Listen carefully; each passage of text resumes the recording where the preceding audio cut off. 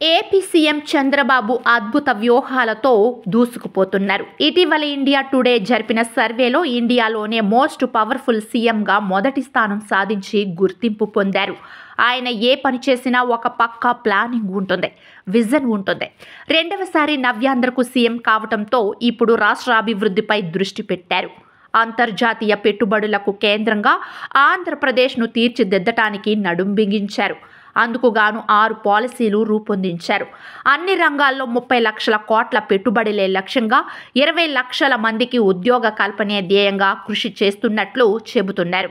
ఇందులో భాగంగానే ఇప్పుడు విశాఖపట్నం పూడిమడకలో ఈ నెల 29న NTPC green energy, green hydrogen ప్రాజెక్టుకు ప్రధాని మోడీ ఆధ్వర్యంలో శంకుస్థాపన చేయబోతున్నట్లు వెల్లడించారు. ఈ ప్రాజెక్టు ద్వారా 25,000 మంది ప్రత్యక్షంగాను పరోక్షంగాను ఉపాధి పొందుతారని, 3 దశల్లో 84,700 కోట్ల పెట్టుబడులు వస్తాయని తెలిపారు. ఇందులో ఏపీ జెన్కోకు 50% వాటా ఉంటుందని, గ్రీన్ హైడ్రోజన్ మ్యానుఫ్యాక్చరింగ్ జోన్లు వస్తాయని, విండ్, సోలార్, హైబ్రిడ్ పంప్డ్ స్టోరేజీకి అవసరమైన 20 గెగావాట్ల గ్రీన్ ఎనర్జీని రాష్ట్రంలోనే ఉత్పత్తి చేస్తామన్నారు. రిలయన్స్ సంస్థ కూడా ఇటీవలే సిబిజీ ప్లాంట్ల ఏర్పాటు కోసం 65,000 కోట్ల పెట్టుబడులు పెట్టేందుకు ఒప్పందం కుదుర్చుకున్న సంగతి తెలిసిందే. దీని ద్వారా 3 ఏళ్లలో 2.50 లక్షల ఉద్యోగాలు రానున్నాయి. అలాగే ఎల్జీ సంస్థ 4,500 కోట్లు పెట్టుబడులు పెట్టడానికి ముందుకు వచ్చింది.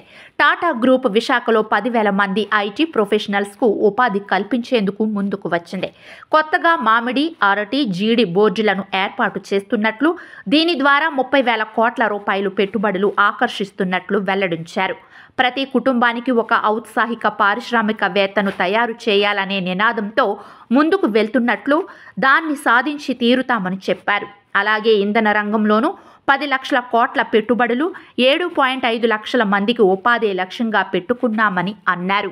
సుమారు $10 బిలియన్ విదేశీ పెట్టుబడులు రాష్ట్రానికి తేవాలని లక్ష్యంగా పెట్టుకున్నామని, ప్రతి నియోజకవర్గానికి 1 చొప్పున 175 ఇండస్ట్రియల్ పార్కులు, అమరావతి కేంద్రంగా Ratan Tata innovation centre, port ఆధారిత పరిశ్రమలు, ఫార్చ్యూన్ 500 కంపెనీలను ఆకర్షించేలా పాలసీలు తీసుకొచ్చి ఏళ్లలోనే ఏపీని అద్భుతంగా మారుస్తామని గురువారం శాసనసభలో ముఖ్యమంత్రి చంద్రబాబు వివరించారు.